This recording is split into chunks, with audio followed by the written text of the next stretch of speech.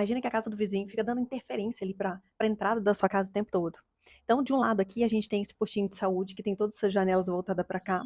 E do outro lado, a gente tem essa casa. E às vezes o que acontece muito é que a casa do vizinho não tá assim, com a pintura muito legal, já tá muito descascado. Então, a impressão que dá é que isso faz parte desse contexto da casa aqui da entrada. E o que a gente pode fazer para disfarçar esse visual? Não dá pra gente esconder uma janela dessa de fora a fora. Entende? Até porque se eu fosse fazer isso com uma planta, uma parede verde, ia pesar visualmente, porque eu ia ter que colocar uma planta em sequência, ela ia ter que ficar alta, não ia ficar bom.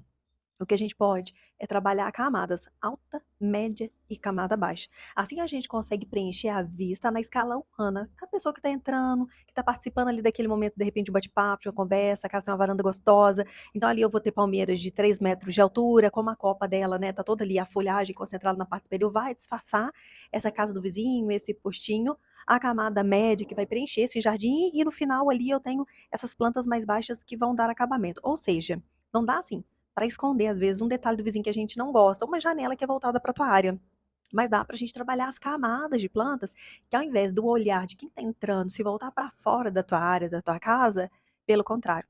Vai ter tanta coisa bonita ali no jardim que o olhar vai ficar por ali. Ele vai passear pelo contexto criado pelo jardim. Repara que aqui eu tenho cores diferentes, tenho a cor rubra. Essa cliente me pediu também para colocar estrelízia. Eu não gosto muito de misturar as duas cores, então eu coloquei de um lado dracena rubra e esse lambaridando acabamento, e do outro lado eu coloquei a estrelízia. É verdade que fazem parte todo de um jardim só, mas eu não gosto muito de misturar, sabe? Colocar elas muito assim, ó, uma sim, uma sim, eu não gosto muito de misturar essas duas cores.